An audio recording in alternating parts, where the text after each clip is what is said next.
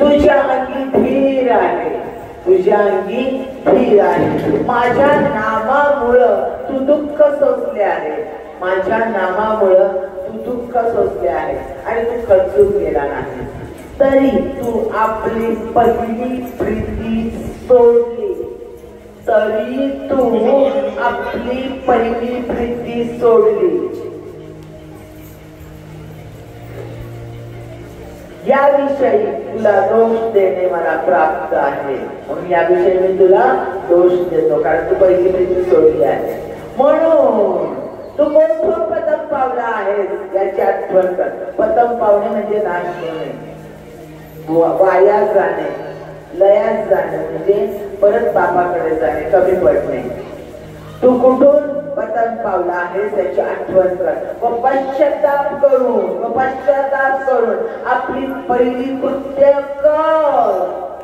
जी पहिली कृत्य तू करत होतास, आपली पहिली कृत्य कर. तू पश्चाताप केला नाहीस तर मी तुझ्याकडे येईल. जर तू पश्चाताप केला नाही तर मी तुझ्याकडे येईल आणि तुझी सवय तिच्या ठिकाणातून काढून टाकेल. आणि तुझी समय 7 समयांमधून चालणार आहे.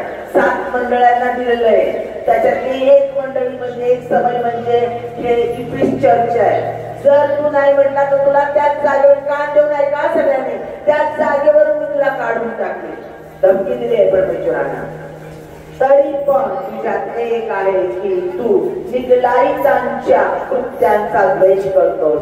मी त्यांच्या कृत्यांचा द्वेष करतो. आत्मा पवित्र आत्मा मंडळीत काय म्हणतो हे ज्याला कान आहे तो ऐको, ज्याला कान आहे तो ऐको. हे वचन घ्यायला खूप जड आहे, स्वीकारायला आणि समजायला. पण आज देव तुम्हाला अत्यंत सोप्या शब्दात या ठिकाणी सांगत आहे. माझ्या प्रियांनो, हे जे 7 मंडळ्या, 7 चर्चेस, त्यांना ही 7 पत्र लिहिलेली आहेत. आणि ही 7 पत्र कधी लिहिली? 2025 वर्षाआधी. कधी लिहिली?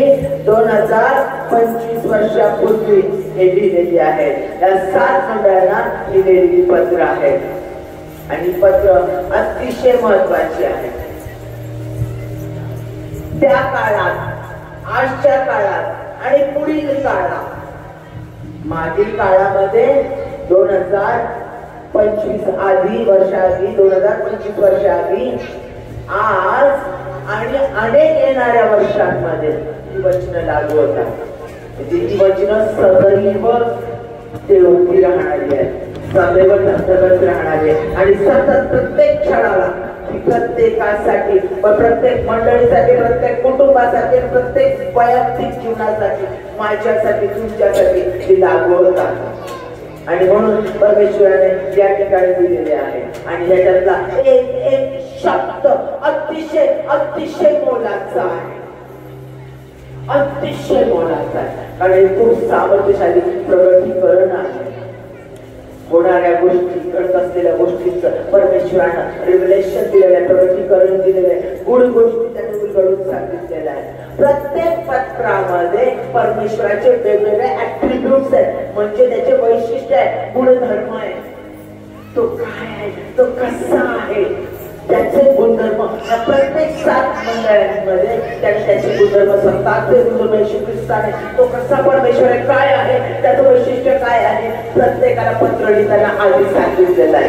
दुसरी गोष्ट, प्रत्येक पत्रामध्ये त्या मंडळीचं देखील गुणवैशिष्ट्य वर्णन केलेलं आहे.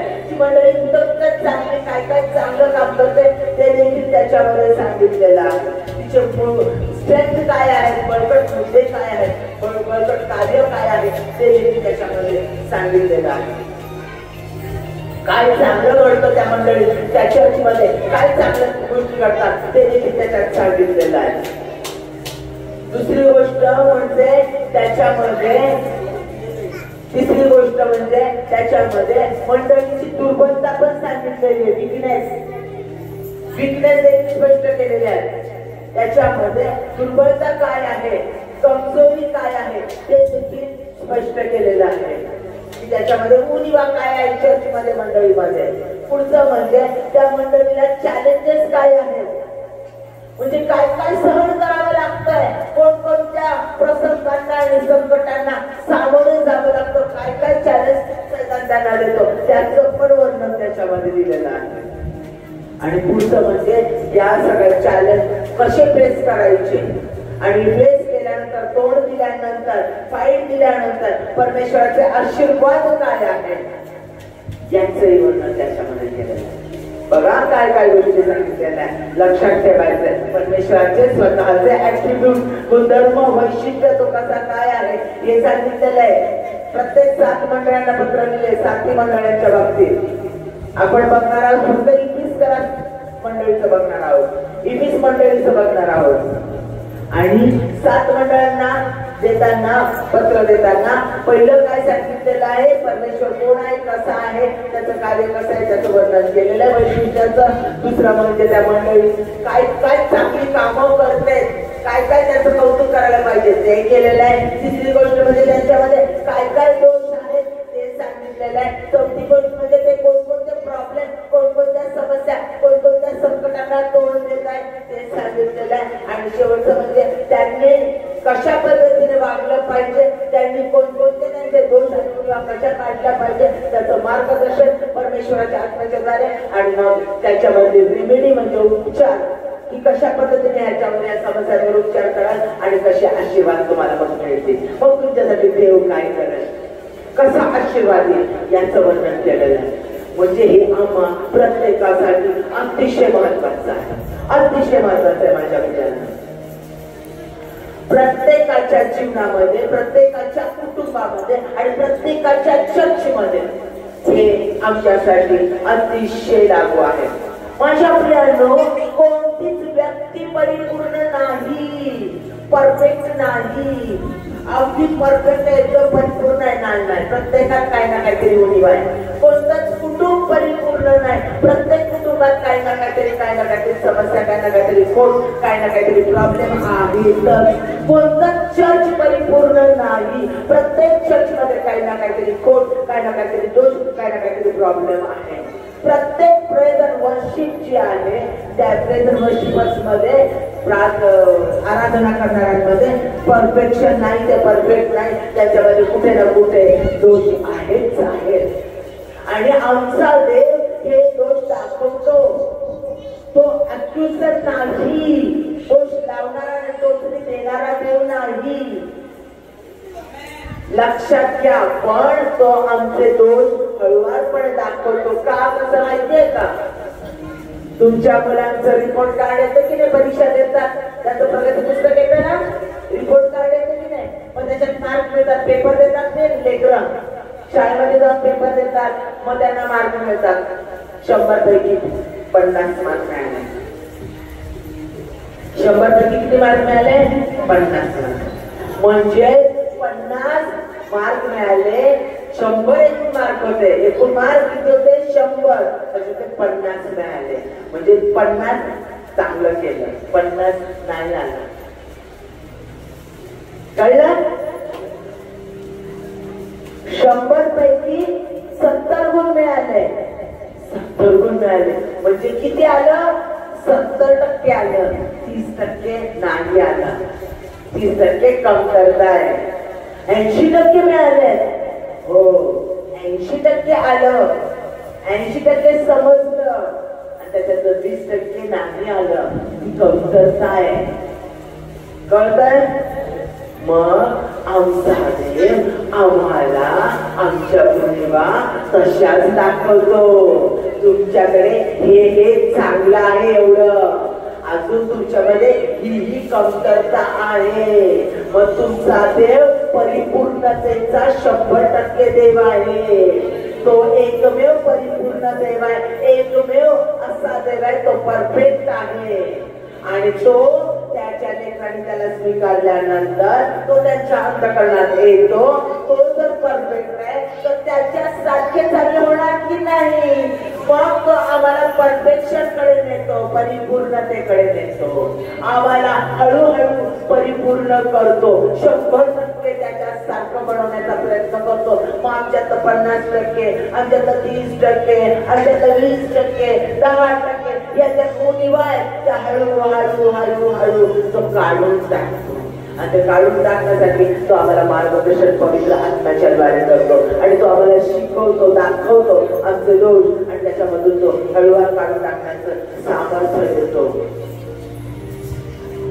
आमच्या स्वतःच्या जीवनात, आमच्या कुटुंबात आणि आमच्या चर्चेत अशा पद्धतीने तो कार्य करतो. हे कळालं तुम्हाला? हे समजलं?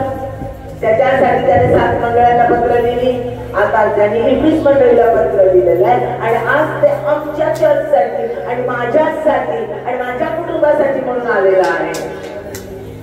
ते वचन आज कुणासाठी आलेलं आहे? इथं बसणाऱ्या प्रत्येक व्यक्तीसाठी आलेलं आहे, चर्चसाठी आलेलं आहे, माझ्या कुटुंबासाठी आलेलं आहे.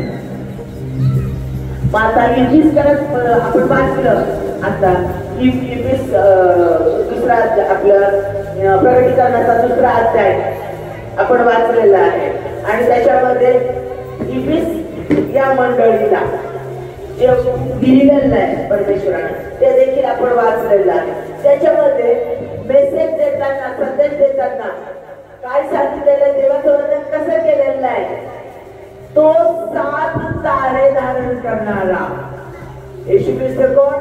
7 तारे. 7 हा आकडा पूर्णत्वाचा आकडा आहे, म्हणजे पूर्ण असणारा, सोन्याच्या 7 समयांमधून चालणारा. सोन्याच्या, सोनं काय आहे? शुद्धतेचं प्रतीक आहे. सोनं पवित्रतेचं प्रतीक आहे.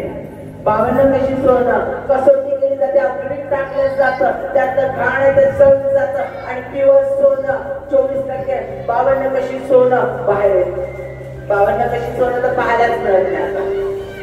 आता कसं 24 कशी मिळतं आपल्याला? बरोबर आहे, 24 कॅरेट. 52 कॅरेट सुद्धा मिळतच नाही. मग आम्हाला हे सोनं ज्या वेळेला प्युअर शुद्ध सोनं जे ट्रान्सपरंट आहे, वर्णन केलेलं आहे त्याचं प्रकटीकरणामध्ये, जे ट्रान्सपरंट आहे, पारदर्शी आहे सोनं. सोनं ते कसं आहे? पारदर्शी. 52 कशी सोनं आहे? पारदर्शक सोनं आहे. आणि ते सोनं म्हणजे त्या सोन्याच्या समयांमधून, म्हणजे ज्या मंडळ्या आहेत त्यांना तो कसं करतो? सोन्यासारखं शुद्ध आणि पवित्र करतो आणि सतत ते तेवत ठेवतो, सतत तेवत ठेवतो, कारण तोच जीवनाचा प्रकाश आहे, जगाचा प्रकाश तोच आहे. त्याप्रमाणे त्याचा प्रकाश त्यांच्यामध्ये ठेवत जातो. असा परमेश्वर पूर्णत्वाचा देव आणि तोही 20 मंडळीला लिहित आहे. का का का? कारण तिनं परिपूर्ण व्हावं. का ते तुम्हाला आज वचन आणलेलं आहे? कारण तुम्ही परिपूर्ण व्हावं. का तुमच्या मंडळीकडे, पास्टरांकडे, ऐकणाऱ्या प्रत्येक व्यक्तीकडे हे वचन आलं की त्यांनी परिपूर्ण, देवाला जसं हवं तसं व्हावं. आणि म्हणून मग कोणतं चांगल्या गोष्टी देव तुमच्यामध्ये दाखवत आहे? मंडळीचं, त्या 21 मंडळीचं सांगितलेलं आहे, लक्षात घ्या. आणि येशू ख्रिस्ताचं वर्णन करत असताना त्याने काय सांगितलेलं आहे? ज्याच्या हातात 7 तारे आहेत. तारे कसे आहेत? स्वयं प्रकाशित आहेत, स्वतःचा प्रकाश आहे. चंद्राला स्वतःचा प्रकाश नाही, सूर्याला स्वतःचा प्रकाश आहे. बरोबर आहे? तसाच ताऱ्यांना स्वतःचा प्रकाश आहे.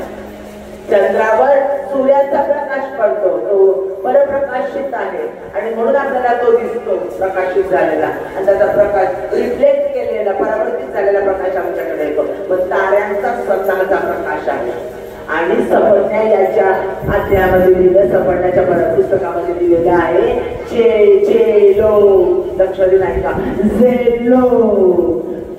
इतरांना परमेश्वराच्या मार्गाने, नीतिमत्वाच्या मार्गाने चालवतात. ते आकाशातील ताऱ्याप्रमाणे जळतील, आकाशातील ताऱ्याप्रमाणे जळतील. ते 7 तारे हातात घेऊन निघणारा हा परमेश्वर, तो आज तुम्हाला परिपूर्णतेकडे न्यायचा आहे. तो तुम्हाला परिपूर्णतेकडे न्यायचा आहे. आणि तो आज या मंडळीचे स्ट्रेंथ म्हणजे बळकटपण सांगत आहे, चांगली केलेली कामं सांगत आहे. मग या 21 मंडळीची कोणकोणती चांगली कामे आपण बघूया. पहिलं म्हणजे तू चांगली कृत्य करतोस. त्या मंडळीला काय सांगितलं? तू काय करते? चांगली कृत्य करते. म्हणा, चांगली कृत्य करते. तू कठीण परिश्रम करतेस.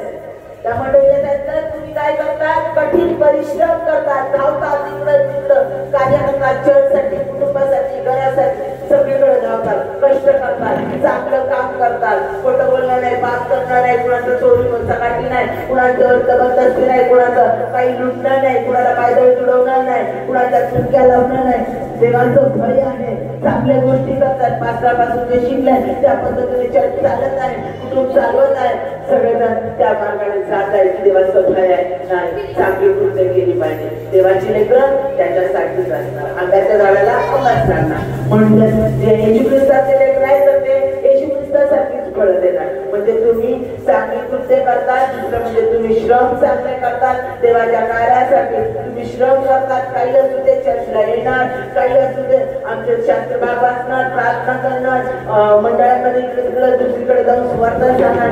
जे श्रम आहे ते आम्ही करतो. दुसरी गोष्ट, तुझा धीर मला ठाऊक आहे. म्हणजे आम्ही धीर धरतो हे देखील देवाला ठाऊक आहे. लक्षात घ्या की आम्ही धीर धरतो.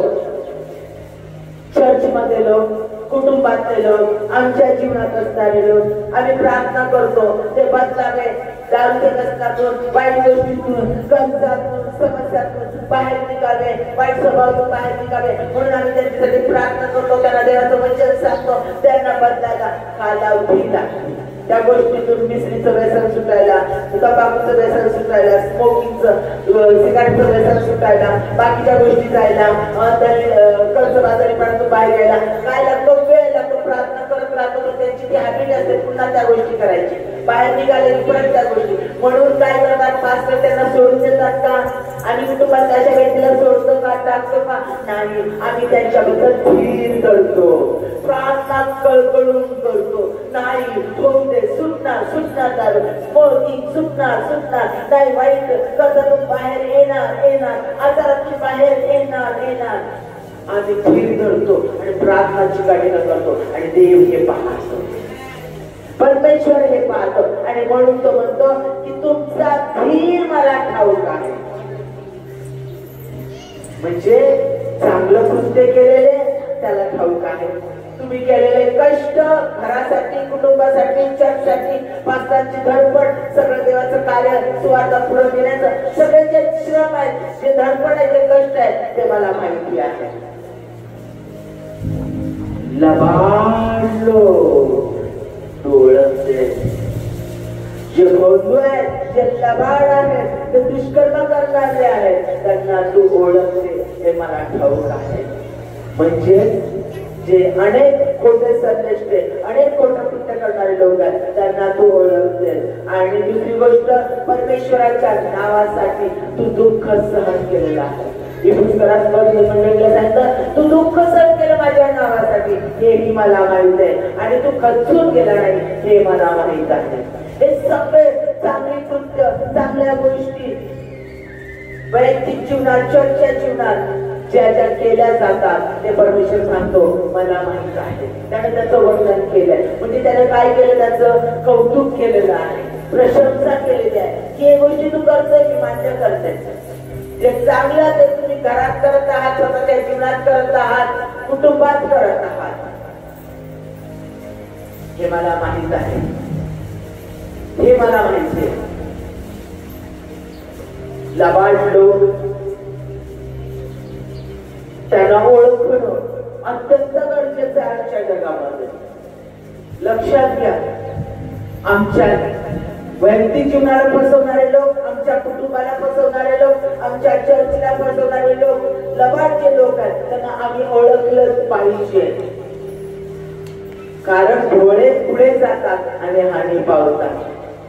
आम्ही भोळ्यासारखं नाही राहिलं पाहिजे, आम्हाला हे समजलं पाहिजे. आणि देवाला हे आवडतं की आम्ही सावध राहतो फसवणाऱ्या, फसव्या, लबाड लोकांपासून. आम्ही ज्या वेळेला सावध राहतो त्यावेळेला देवाला तो आनंद होतो.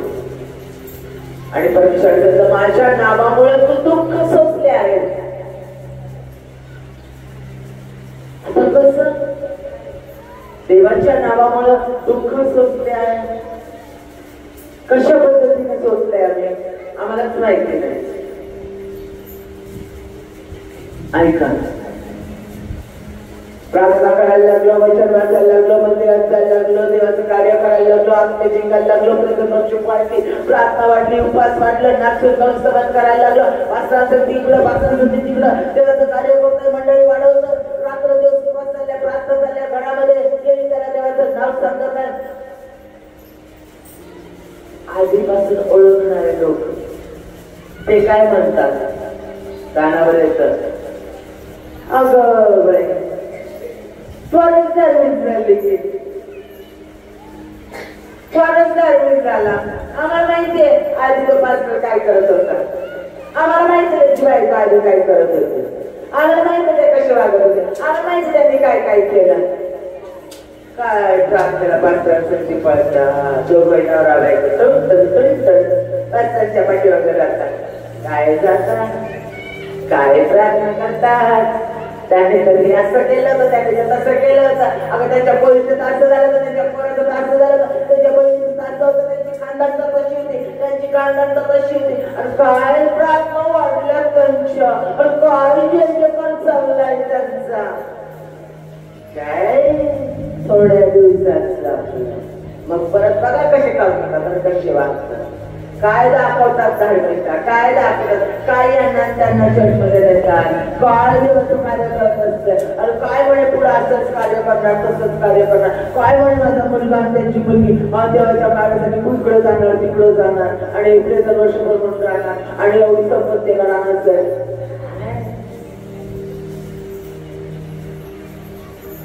माझ्या प्रियांना सगळे सगळे रोमकारात पत्र सांगतात, मी खाली बघितलं, कोणी नीतिमान नाही, कोणी नीतिमान नाही. तुमच्या कर्माने, तुमच्या खानदानीनं, तुमच्या कोणत्या सत्कृत्यानं तुम्हाला धार्मिकता प्राप्त होत नाही. सगळे परमेश्वराला अंतरले होते, परमेश्वरापासून दूर गेलेले होते. ज्यांनी येशू ख्रिस्ताला स्वीकारलं, ओळखलं आणि त्याला तारणारा देव म्हणून स्वीकारलं आणि आपल्या अंतःकरणात घेतलं, त्यावेळेला त्याच्या रक्ताने त्या व्यक्तीचं पाप, त्याचा पाप, त्याच्या जुन्या गोष्टी सगळं धुतलं गेलं आणि ती व्यक्ती नवीन झालेली आहे. जुनं ते संपलं आहे, सगळं नवीन उत्पत्ती, नवीन गोष्टी घडलेल्या आहेत. उकिडे उकरून कोण काढतं, डुक्कर कोण काढतं, डुक्कर काढतो, म्हणजे सैतान, दुरात्मे, बरोबर आहे. मग अनेक खोट्या नाट्या कहाण्या, खोट्या नाट्या खोट्या नाट्या गोष्टी उठवल्या जातात, बोलल्या जातात, आणि मग तुमचं खच्चीकरण केलं जातं, आणि मग तुम्हाला दोष लावला जातो, आणि मग तुम्ही रडणार, मग तुम्ही दुःखी होणार, मग तुम्ही निराश होणार, आणि मग देवाचं कार्य कमी होणार. सैतानाला हेच हवं आहे, आणि तो जवळच्याच लोकांकडून, स्वतःला धार्मिक म्हणणाऱ्याच लोकांकडून दुसऱ्यांच्या जीवनात या पद्धतीने कार्य करून घेतो. म्हणून त्याला हरवायचं असेल, सैतानाला पायदळी तुडवायचं असेल, त्या व्यक्तीमध्ये जो सैतानाचं युद्ध आहे, रक्तमांसाबरोबर नाही, आकाशातल्या दुरात्म्याचं ते, तो सैतान त्या व्यक्तींना वापरून आमचं खच्चीकरण करतो, आमचा छळ करण्याचा प्रयत्न करतो. त्याला पिता पुत्र पवित्र आत्मा नाव येशूच्या नावात पायदळी तुडवायचं, कारण देव पाहत आहे, कारण तो सांगतो, आणि तो म्हणतो माझ्या नामामुळे तुझा जो छळ झाला आहे तो मला ठाऊक आहे. प्रत्येक गोष्ट त्याला ठाऊक आहे, आमच्या जीवनात घडणार आहे प्रत्येक गोष्ट. म्हणून त्या व्यक्तीने तुमच्या जुन्या गोष्टींची आठवण करून दिली, आणि तुम्हाला जर तुम्हाला त्रास देण्याचा प्रयत्न केला, जर तुमच्या खाली पाडण्याचा प्रयत्न केला, येशू ख्रिस्ताचा धन्यवाद करा. खोट्या गोष्टी कहाण्या बसवत्या, धन्यवाद करा, आभार माना परमेश्वराचे, परमेश्वराचे आभार माना, कारण परमेश्वर म्हणतो तू माझ्या नावासाठी दुःख सोसला आहे आणि हे मला ठाऊक आहे. या सगळ्या गोष्टी इफ्रिस मंडळीमध्ये घडून येत होत्या, या सगळ्या गोष्टी, आणि परमेश्वराची त्यांच्यावर नजर होती. परमेश्वर त्या गोष्टी पाहत होत्या, म्हणजे त्यांनी केलेली चांगली कर्म, त्यांनी केलेले श्रम, त्यांनी धरलेला धीर, त्यांनी लबाड व्यक्तींना ओळखून त्यांच्यापासून लांब थांबणं, हे सगळं सगळं आणि परमेश्वराच्या नावामुळे त्यांचा झालेला छळ, अवहेलना, त्रास सहन करणं हे सगळं परमेश्वरानं पाहिलेलं होतं. आणि परमेश्वराने शेवटी काय सांगितलंय की मंडळीला की निकोदेस यांचा तू द्वेष करते, त्यांचा मी पण द्वेष करतो. आता निकोदेस काय आहे तर चुकीची तत्व, चुकीचे डॉक्ट्रिन्स, चुकीच्या गोष्टी देवाबद्दल सांगणारे जे लोक आहे त्यांना निकोलस म्हटलेलं आहे. हे निकोलस लोक जे आहेत, निकोलाईट या लोकांचा तू द्वेष करते. लक्षात घ्या, त्यांचा मी पण द्वेष करते. देव ज्या लोकांचा द्वेष करतो, ज्या गोष्टीचा, ज्या घाण, ज्या तिरस्करणीय गोष्टींचा द्वेष परमेश्वर करतो, त्या घाणेरड्या गोष्टींचा आम्हीही द्वेष केला पाहिजे. सगळ्यात महत्वाची गोष्ट म्हणजे वचनाच्या विरुद्ध जे काही शिकवलं जातं ते परमेश्वरापासून नाही, त्यांचा आम्ही द्वेषच केला. वचनाच्या विरोधात, वचनाच्या, परमेश्वराच्या जिवंत वचनाच्या विरोधामध्ये कसं ते येशू ख्रिस्ताबद्दलच बोलतात, ते येशू ख्रिस्ताबद्दलच सांगतात. पिता, पुत्र, पवित्र आत्मा त्यांच्या सामर्थ्याने प्रभू येशू ख्रिस्त, प्रभू येशू ख्रिस्त, प्रभू द फादर, येशू पुत्र, ख्रिस्त आत्मा, प्रभू येशू ख्रिस्त, पिता, पुत्र, पवित्र आत्मा हा कधीच बदलत नाही. तो होता, तो आहे आणि तो असणार आहे.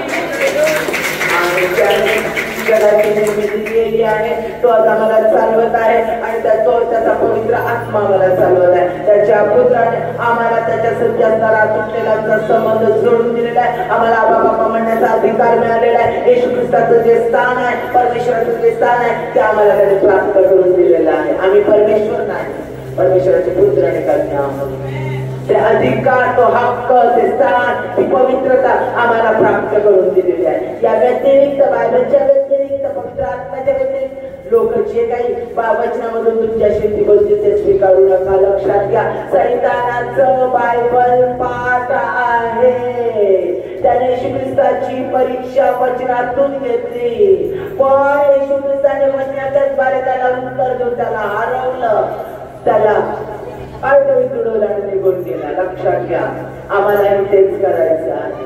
जे चुकीचे डॉक्ट्रिन, चुकीच्या गोष्टी देवाच्या आत्म्याच्या विरुद्ध शिकवलं जातं ते आम्ही कधीच स्वीकारणार नाही. मग आम्हाला कसे कळेल? म्हणून आम्हाला देवाचं वचन वाचणं, देवाचं वचन ऐकणं आणि त्याचं स्तवन करणं, जेणेकरून स्तवनात परमेश्वराचा आत्मा उतरून येतो आणि त्याच्यामध्ये चालणं, निरंतर प्रार्थना करणं आणि निरंतर स्तवन करणं, परमेश्वरात एक जीव होऊन राहणं अत्यंत गरजेचं आहे. देवाचा आत्मा असे लोक आम्हाला ओळखून देतो.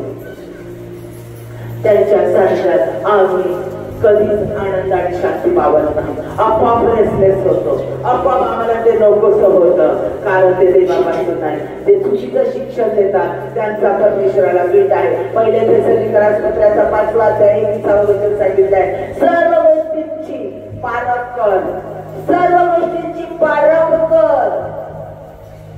भाज्या घेताना पण पारखून घेता ना, तांदूळ घेताना पण पारखून जुना आहे का नवा आहे, बासमती आहे का साधा आहे, कोणता आहे, कोळम बंडल आहे का चांगला कोळम आहे, गहू कोणता आहे, सगळं पारखून घेताना. वस्त्र कापड घेताना पण असं चोळून बघतात, चोळून बघतात, करतात की नाही. मग आम्ही सगळ्या गोष्टी पारखून घेतो. इथं सांगितलेलं आहे सर्व गोष्टीची पारख कर, कोणते चांगले योग्य ते पडताळून पहा. पहिले योहानाचा 4था अध्याय 1 वचनात सांगितलंय, कारण पुष्कळ फसवे संदेश उभे राहतील, कारण पुष्कळ फसवे संदेश उभे राहतील, त्यांच्यावर विश्वास ठेवू नका, फसविले जाऊ नका. जे देवाच्या वचनाच्या व्यतिरिक्त शिकवत असतील, देवाच्या पवित्र आत्म्याच्या व्यतिरिक्त शिकवत असतील, त्यांच्यावर विश्वास ठेवू नका, कधीच ठेवू नका. माझ्या प्रियांनो, आमच्या वैयक्तिक जीवनात, आमच्या कुटुंबामध्ये आणि आमच्या चर्चमध्ये असे चुकीचे शिक्षण देणारे लोक येतात. आणि त्यावेळेला आम्हाला त्यांच्या बाबतीत सावध राहणं अत्यंत गरजेचं आहे. सावध राहणं अत्यंत गरजेचं आहे. कारण ते आम्हाला परमेश्वरापासून दूर नेण्याचा प्रयत्न करतात.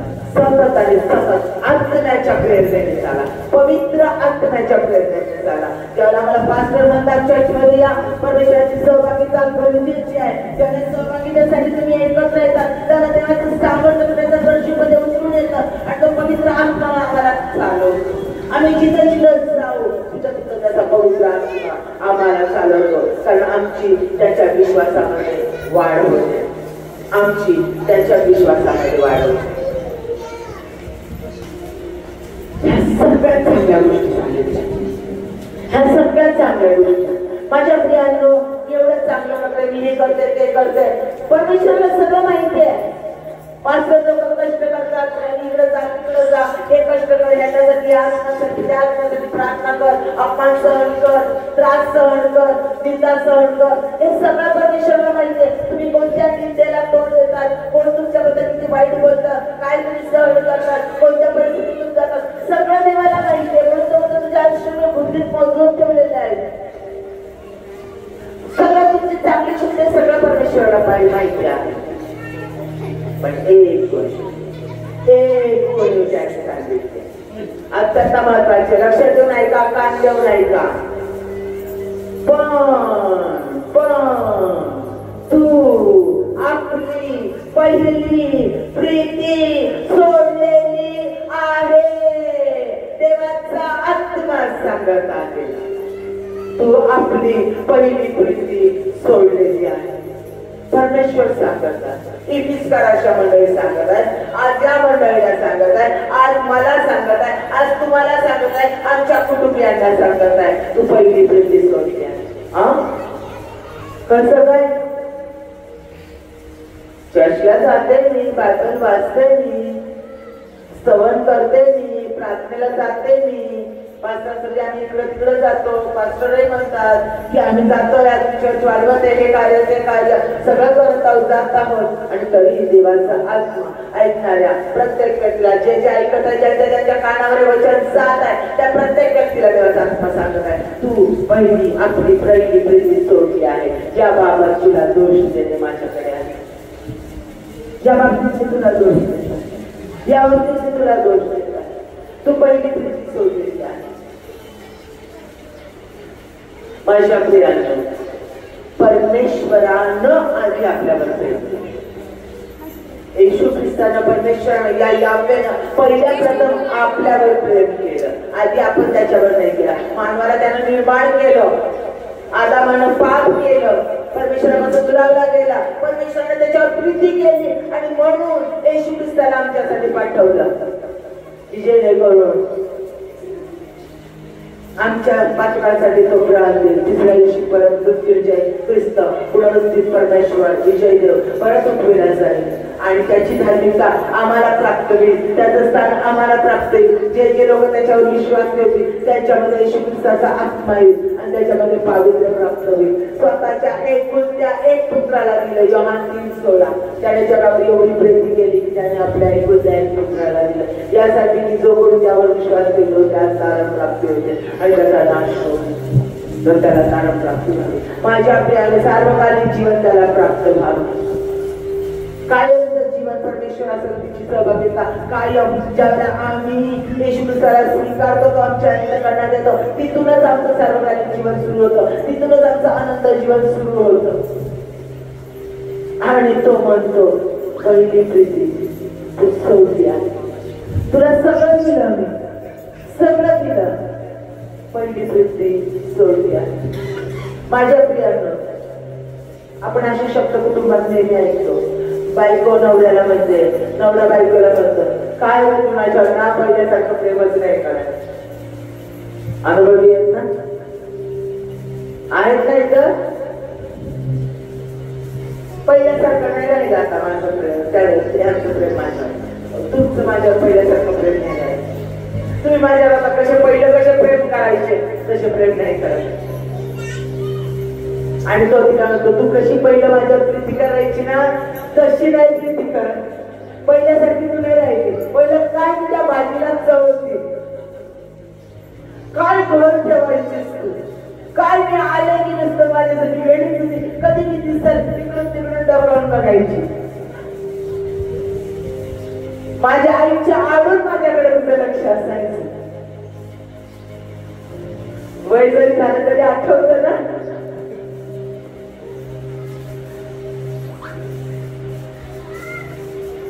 नवरा 2 दिवस गावाला गेला तरी ती त्याची ओढ धरून थांबायची आणि तो आल्यानंतर त्याची फिरफिरी नजर तिच्याकडे बघायची कुठं दिसते आणि त्याला ती प्रीती आढळून यायची की माझ्यासाठी थांबलीये जेवायचं, ही माझी वाट बघत थांबली.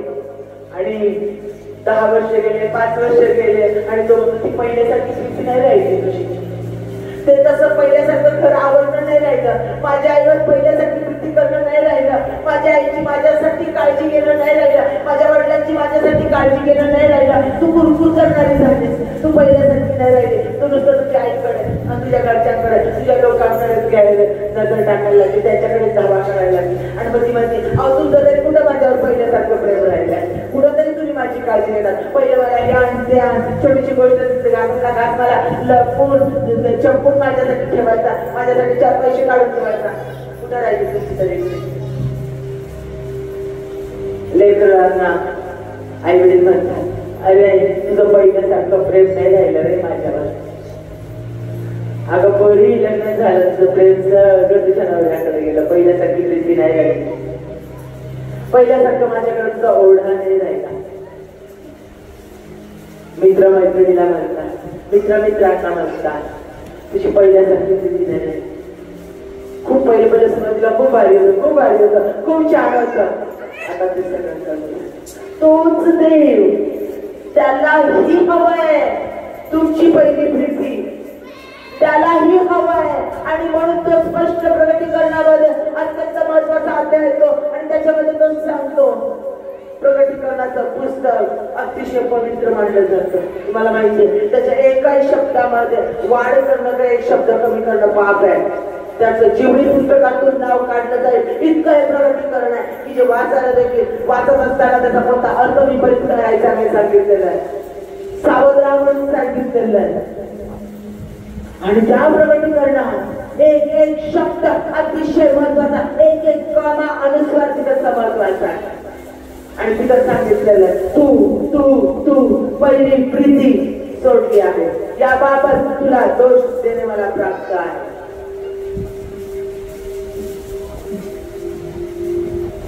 परमेश्वराने त्याचा एकुलता एक पुत्र आमच्यासाठी दिला, जो कोण त्याच्यावर विश्वास ठेवतो त्याला तारण प्राप्ती होते. हा मी ख्रिस्तावर विश्वास ठेवला त्याला माझं तारणामध्ये म्हणून काढलं, पात्रांनी माझ्यासाठी प्रार्थना केली आणि माझ्यावर देवाचं सामर्थ्य उतरून आणलं. मला अन्य भाषेचं दान मिळालं. मी आता प्रेझेंट वर्षिप करते, ख्रिस्तावर करते, देवाचं वचन वाचते, मी मंडळी चर्चला जाते, मी आनंद करते, सगळ्यांसाठी नाचून गाऊन सगळं. काय सुंदर. त्याचं एखादं नवीन गाणं मिळालं ते गाणं तास तास गाताय, तास तास सतत इथे गाणं गाण्यापर्यंत खूप सामर्थ्य उतरतात. सगळेजण परत ते गाणं गातात. मंडळी इतकं देवाचं सामर्थ्य उतरून येतं. प्रार्थना इथं प्रार्थना तिथं प्रार्थना, परमेश्वराचं सामर्थ्य उतरून येतं. खूप छान वाटतं, खूप भारी भारी वाटतं. चर्च मध्ये गेल्यानंतर खूप छान, घरी गेल्यानंतर पण खूप छान वाटतं. सगळ्या प्रार्थनाची उत्तर देतात. आणि मी प्रार्थना केली यांच्यासाठी त्यांच्यासाठी, ती प्रार्थना लगेच ऐकली गेली, तेव्हा माझी प्रार्थना ऐकली. बघा त्यांच्या जीवनात असं होत झालं, त्यांच्या जीवनात हे घडलं, त्यांच्या जीवनात ते घडलं. माझ्या जीवनात मी पास्टरनी प्रार्थना केली, त्या सेविकेने प्रार्थना केली, त्या पास्टरने प्रार्थना केली, माझे लगेच उत्तर मिळाले. माझं जीवन बदललं, माझ्या लेकराचं जीवन बदललं, माझ्या नवऱ्याचं जीवन बदललं, माझ्या आईचं जीवन, माझ्या सासूचं जीवन बदललं. किती आनंद, किती आनंद. पुन्हा कुणाला उठून चर्चमध्ये सांगू, इकडं सांगू, तिकडं सांगू. खूप भारी वाटतं, खूप छान वाटतं. पण हळू हळू हळू हळू ते कमी व्हायला लागलं. चर्चला जाणं नित्याच आहे, सवय म्हणून निघतो आपण. येणार आहे ना चर्चला, आई येणार आहे, आली पण येते तू, आपण भेटू तिथे. एक भेटण्याचं स्थान, एक एकमेकांना पाहण्याचं स्थान, एक पाच जणांच्या समोर आम्ही आहोत येतोय चर्चला. आम्हाला पाच लावतात, छान प्रार्थना करतात, छान मेसेज देतात. ऐकायचं मेसेज ऐकला, प्रार्थना केली, पाच प्रार्थना करा, चालू नित्य नियमाचं झालं. दर देवाचं झालं. सेवा नित्य नियमाची झाली. नित्य नियमाने या घरात जाऊन प्रार्थना, त्या घरात जाऊन प्रार्थना, चर्चची प्रार्थना, बोलण्याची नित्य नियमाचं सगळ्या गोष्टींची सवय. एक तास प्रेझेंट वर्शिप, हो प्रेझेंट वर्शिप एक तास.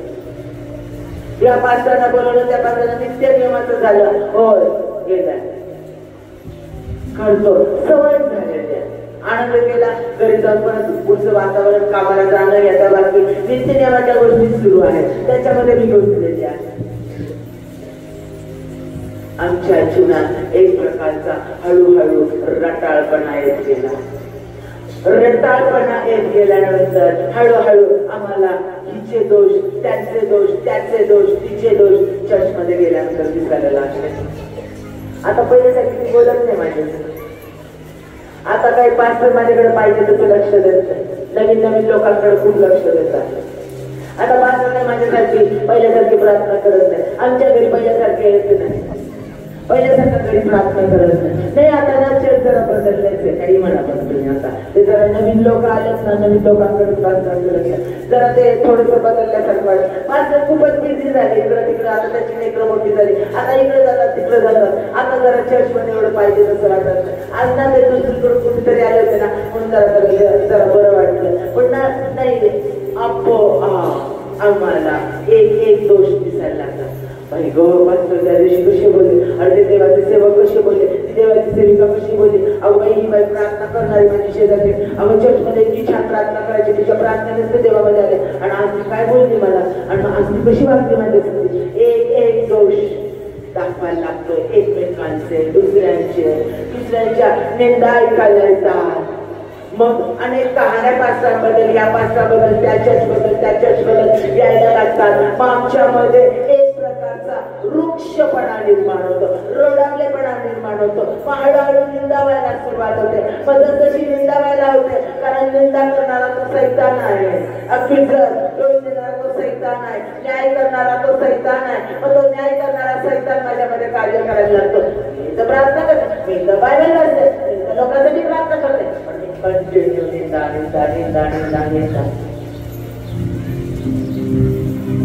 आणि मग देवाचं सामर्थ्य, देवाची पवित्रता हळूहळू आमच्यातून एक व्हायला लागते माझ्या विचारात. आणि मग परमेश्वर म्हणतो, तू आपली पहिली प्रीती सोडली आहे, तू आपली पहिली प्रीती सोडली आहे.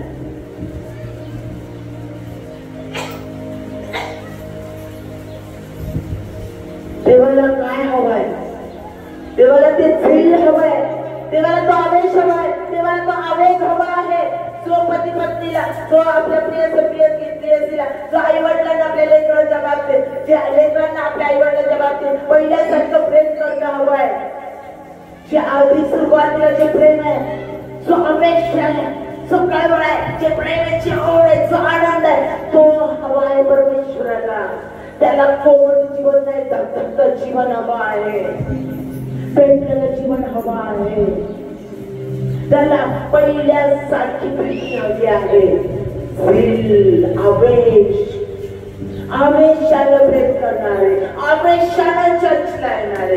यायचं म्हणून नाही, रविवार आहे म्हणून नाही, तर माझ्या परमेश्वराचा प्रेझेन्स तिथं आहे, माझ्या देवाचं सामर्थ्य तिथं आहे, माझ्यामध्ये परमेश्वर आहे. मी देवाचं सामर्थ्य घेऊन चर्चमध्ये जात आहे. मी गेल्याने परमेश्वराचं सामर्थ्यामध्ये अजून परमेश्वराचं सामर्थ्य माझ्यात वाढणार आहे. आणि मी गेल्यानंतर अजून चर्चमध्ये बदल होणार आहे. मी लोकांसाठी आशीर्वाद घेऊन जात आहे. अशा भावनेनं मी आशीर्वाद आहे, परमेश्वर मला दुसऱ्यासाठी आशीर्वाद केलेला आहे. आणि मी जाणार आणि याच्या घरात प्रार्थना करणार, कारण त्या घरात आशीर्वाद होणार. मी जाणार, परमेश्वराचं कार्य करणार, कारण त्याचं कार्य आणि त्याचं कार्य वाढवण्याचं सामर्थ्य परमेश्वराने मला दिलेलं आहे. आणि मी शांत बसणार नाही, कदापि शांत बसणार नाही. तो आवेश परमेश्वराला आज तुमच्यामध्ये, प्रत्येक ऐकणाऱ्या व्यक्तीमध्ये हवा आहे. परमेश्वर म्हणतो, मला पहिली प्रीती हवी आहे, पहिली प्रीती जी तुम्ही आधी करत होता ती. जावं सगळं भेट तिकडं, पडू द्या तिकडं. आधी माझा देव, आधी त्याचं स्तवन, आधी त्याच्या प्रार्थना. मला आधी परमेश्वरामध्ये असणारं जीवन हवं आहे. परमेश्वरामध्ये असणारं जीवन हवं आहे.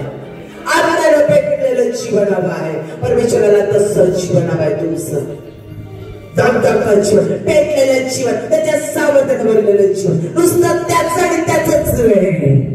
तुम्हाला सांगितलं आईच्या सासूच्या कोपऱ्यातून देखील कांद्याच्या जवळून पण हळूच आपल्या नवऱ्याला बघते. ती नवी नवरी जसा ओढ घेते नवऱ्याकडं, जसा नवा नवरा आपल्या बायकोला शक्तीनं ओढ घेतो, ती पहिली प्रीती, तशी पहिली प्रीती परमेश्वराच्या बाबतीत हवी आहे. कारण गीतरत्नामध्ये तो म्हणतो, अरे माझ्या वल्लभा आणि माझ्या प्रियसे, तो तुमचा वल्लभ आहे. प्रत्येक पुरुषाचा आणि स्त्रीचा तो वल्लभ आहे आणि त्याला ती पहिली प्रीती हवी आहे. आणि जर जर जर तुम्ही ती पहिली प्रीती दिली नाही तर परमेश्वराचा आत्मा कडकपणे सांगत आहे, मी तुम्हाला त्या स्थानावरून काढून टाकेन. तो प्रत्येकाला वैयक्तिक सांगत आहे, तो चर्चला सांगत आहे, तो कुटुंबाला सांगत आहे. धमकी देवाने दिलेली, हो सावध रहा. तो बाप आहे, बाप फटका पण देतो, जवळ पण घेतो. घाण कपडे घालून आला, भिजले सगळा, बाप तसाच तुम्हाला ठेवल का? नाही, तो ते कपडे काढेल, आंघोळ घालेल आणि छान स्वच्छ कपडे तुम्हाला घालेल. तो तुमचा बाप आहे. लक्षात घ्या, त्याला तुमची पहिली प्रीती हवी आहे. पहिलं आवेशाने पेटलेलं स्तवन त्याला हवं आहे. त्याला कोमटपणाचं स्तवन नको आहे. पेटलेलं जीवन त्याला हवं आहे. का माझी उत्तरं मिळत नाही? का परिस्थिती बदलत नाही? का कुटुंबाची परिस्थिती बदलत नाही? का माझा फायनान्स मोकळत नाही? माझा चर्चकडे का पुढे जात नाही? मला परमेश्वरने हे अभिवचनं दिली, ती अभिवचनं दिली, ती अभिवचनं दिली, का पूर्णत्वास जात नाही? परमेश्वराने तुझी पहिली प्रीती मला दे. माझ्या प्रियांनो, तो तुमच्याकडे पहिली प्रीती मागत आहे. तो प्रीतीचा भूकेला आहे. म्हणून त्याने 2 नियमशास्त्रांवर सारं ग्रंथ आधारलेला आहे. 10 आज्ञा 2 आज्ञांमध्ये त्यांनी समेटून सांगितलेल्या. पहिली आज्ञा, तू जसा आपला देव, तू आपला देव परमेश्वर याजवळ पूर्ण अंतःकरणाने, पूर्ण जीवानं, पूर्ण शक्तीनं प्रीती कर. ही पहिली आज्ञा. आणि त्याच्यासारखीच दुसरी आहे, तू आपल्या शेजाऱ्यावर जशी आपणावर तशी आपल्या शेजाऱ्यावर प्रीती कर. जशी आपणावर तशी आपल्या शेजाऱ्यावर प्रीती कर. आणि यावर पूर्ण नियमशास्त्र आधारलेलं आहे. म्हणजे प्रेमावर पूर्ण नियमशास्त्र आधारलेलं आहे. म्हणून म्हटलंय गॉड इज लव्ह, देव प्रीती आहे. तो प्रीतीचा देव आहे. आणि त्यानं तुमच्यावर प्रथम प्रीती केली. त्यानं स्वतःचा पुत्र तुमच्यासाठी दिला. त्यानं तुम्हाला रिस्टोर केलेला आहे. तो तुमच्याकडून अपेक्षा करतो, मला माझी पहिली प्रीती दे.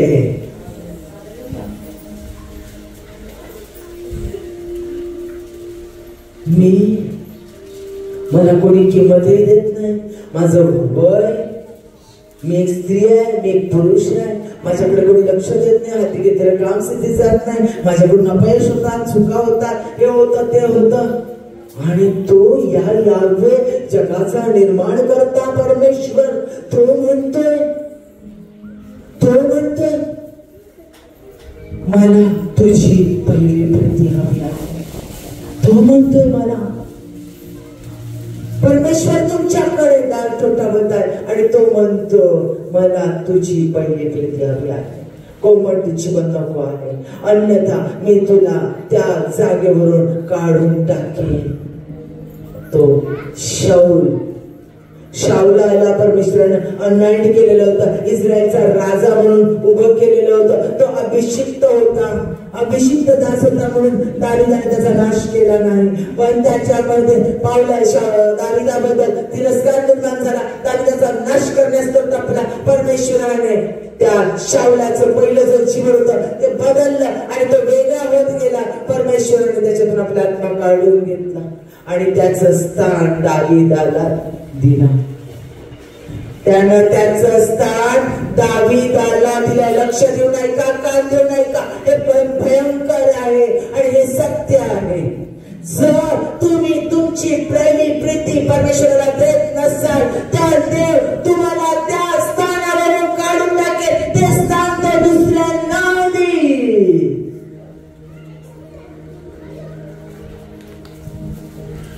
लक्षात घ्या, एलिया उचलला गेला, अलिशावर डबल अनाइंटिंग आणून अलिशाने कार्य केलं. एलियाची कमतरता भासली तिथे नाही.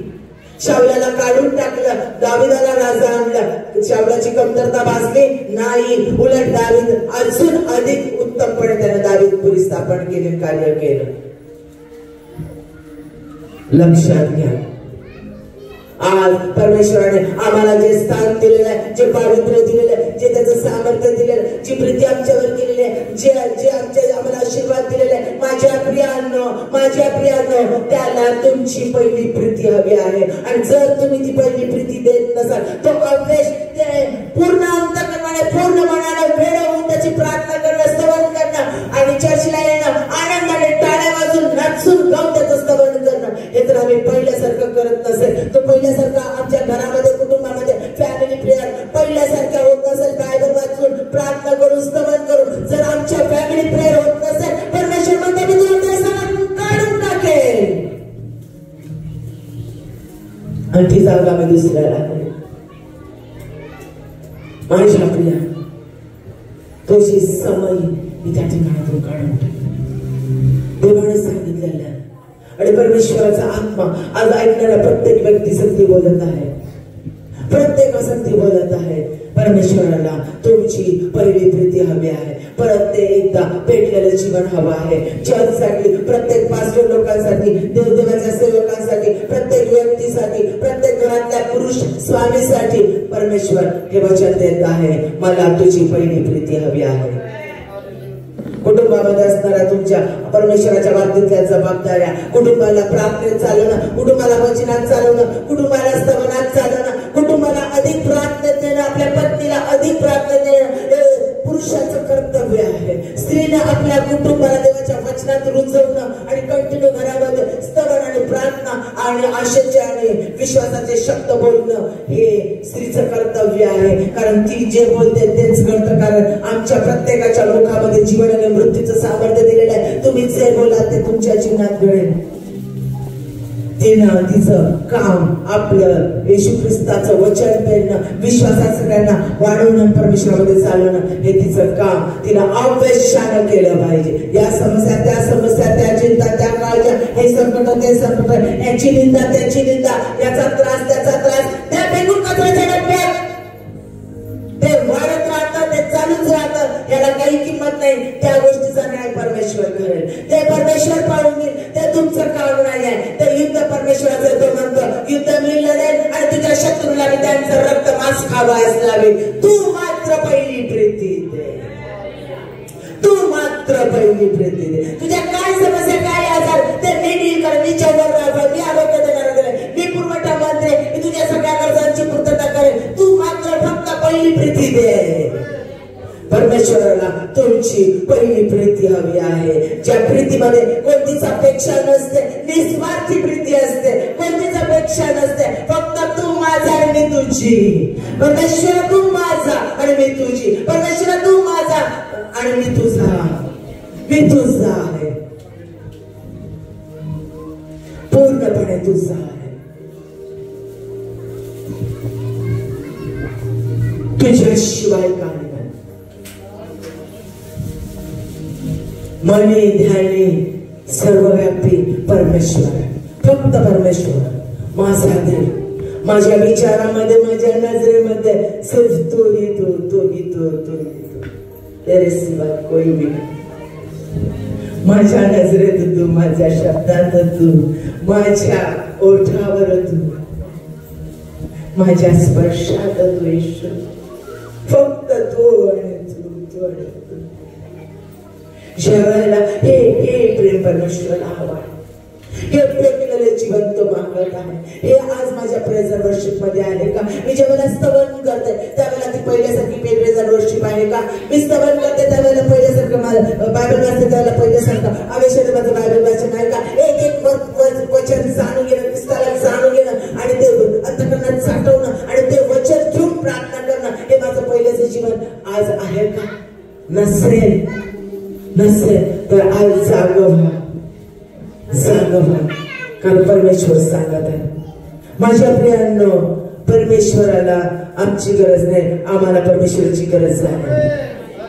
आणि लक्षात घ्या, परमेश्वराकडे जर तुम्ही दुर्लक्ष करत असाल, मोनोटोनस लाईफ जगत असाल, फक्त यायचं जायचं एक कर्तव्य, एक अंगवळणी पडलेलं आहे, एक सवय झालेली आहे, म्हणून जर करत असाल तर देव ते मान्य करत नाही. तो देवाधिदेव यावे जगाचा निर्माण करता परमेश्वर आहे. त्यानं उत्तमातलं उत्तम स्वतःचा एकुलता एक पुत्र आमच्यासाठी दिला. तो देखील तुमच्याकडून उत्तमातली उत्तमच प्रीती मागला. आणि आज आम्हाला त्याला वचन द्यायचं. परमेश्वर त्याने सांगितलं, स्पष्ट वचन दिलेलं आहे, पश्चाताप कर. तू हे जे दिलगिरी केली, याचे दुर्लक्ष केलेलं, हे निग्लेक्ट केलेलं, परमेश्वरने पहिल्यासारखी प्रीती केली नाही. तुझे पावला जिथून तू कमी होत गेला ना, त्या गोष्टीची आठवण कर. जिथून तू कमी होत गेले त्याची आठवण कर आणि परमेश्वराकडे पश्चाताप कर. तुझ्या कोणत्या चिंता, कोणत्या काळज्या, कोणत्या समस्या, कोणतं पाप, कोणता अडचण, कोणत्या गोष्टीपासून तू कमी होत गेलेली, काय गुणाबद्दल तुझ्या अंतःकरणामध्ये सर्वनात राग आणि द्वेष निर्माण होत गेलेला आणि कुठून तू खाली होत गेलेली त्याची आठवण कर आणि त्याचा पश्चाताप कर त्या गोष्टीचा. आणि परत माझ्याकडे बघा, मला पहिल्यासारखं भेटलेलं जीवन, देवाचा आत्मा सांगतो, असं प्रेम की ख्रिस्ताशिवाय काहीच नाही. परमेश्वर असं प्रेम मला करायला शिकव की तुझ्याशिवाय मला काही नाही. माझ्या नजरेत, माझ्या शब्दात फक्त तू आणि तू सांगतोस. आपण सगळे गुडघ्यावर घेऊया आणि परमेश्वराला म्हणूया, आज तुझ्या पवित्र आत्म्याच्या द्वारे मला ते सामर्थ्य दे. तुझ्यावर प्रेम करायला मला शिकव. पहिल्यासारखं दत्तकतागणी माझ्या रुद्रणी होते, पहिल्यासारखं तुझ्या प्रेम करणारे मला बघा, पहिल्यासारखं. Thank you, Jesus. Hallelujah. स्वतःने प्यार करो, भूल जाओ कि मैं कौन हूँ, भूल जाओ कि मैं कहाँ हूँ. प्यार करो, इतना प्यार करो, भूल जाओ कि मैं कौन हूँ, भूल जाओ कि मैं कहाँ हूँ. पवित्र आत्मा मुझको सिखा, पिता से करो, पवित्र आत्मा मुझको सिखा, पिता से प्यार करो, ऐसा प्यार करो, ऐसा प्यार करो, इतना प्यार करो, इतना प्यार करो, बहुत प्यार करो, हाँ प्यार करो. भूल जाओ कि मैं कौन हूँ, भूल जाओ कि मैं कहाँ हूँ, भूल जाओ कि मैं कौन हूँ, भूल जाओ कि मैं कहाँ हूँ. जैसे पिता ने मुझसे प्यार किया, बदले में प्यार करो. जैसे पिता ने मुझसे प्यार किया,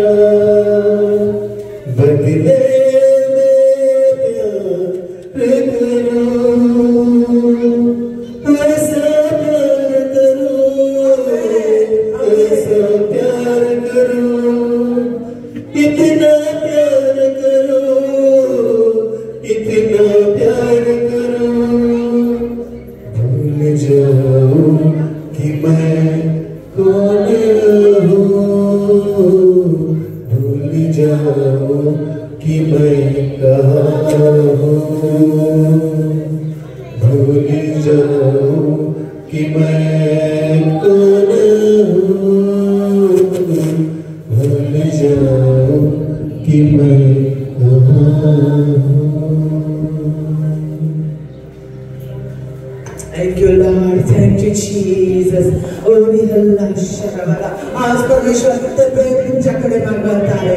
उरीला शकरियांदर मला और महातिन महासी करावाला उरियांदर मला आज त्याला ते वचन द्या. परमेश्वर आम्हाला तुझ्या तसं प्रेम करायला शिकव. मी पश्चाताप करत आहे. मी तुझ्याकडे क्षमा मागत आहे. मी कमी पडले.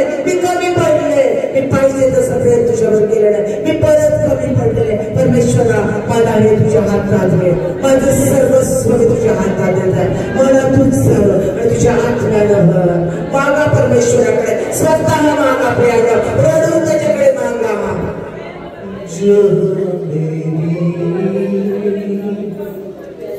नजर जाए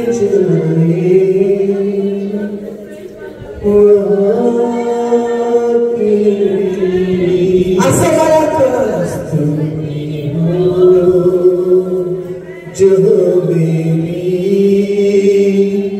नजर जाए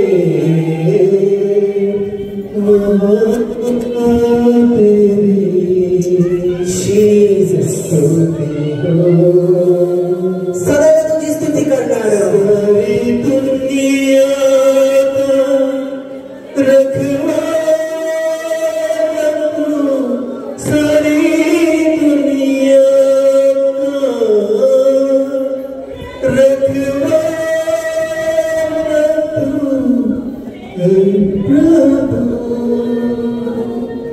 तू ही तू. आमेन, आमेन, आमेन, आमेन.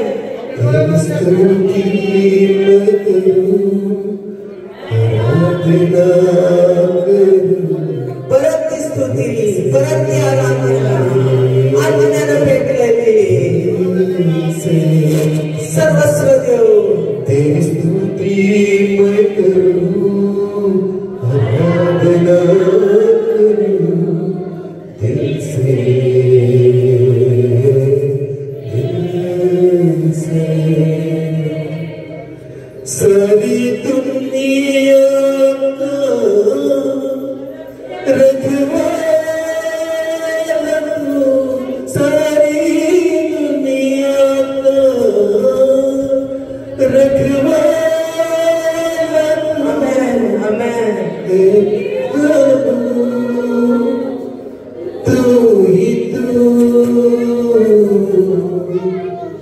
परमेश्वराने स्तुती आराधना सदैव परमेश्वराला तुझी स्तुती. आमेन. हृदयापासून केली तुझी आराधना परमेश्वर. हालेलुया. सदैव करू. आमेन, धन्यवाद आणि धन्यवाद परमेश्वर तुझी स्तुती. आमेन. प्रत्येक ठिकाणी सृष्टीमध्ये असणारा तुझा गौरव आता गौरव आपण परमेश्वर सर्वसामान्यांच्या गौरव आणि गौरव परमेश्वर सगळी दुनिया रखवा. आमेन, आमेन.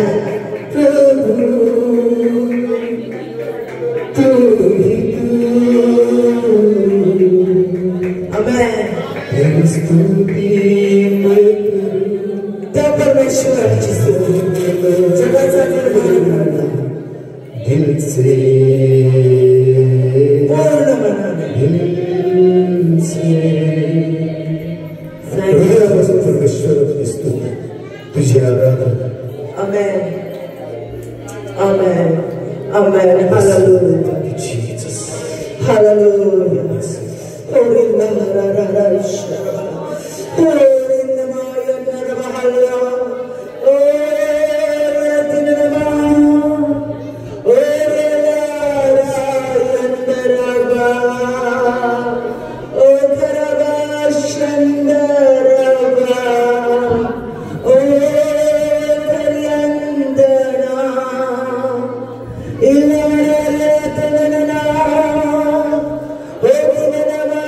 Shanda Rava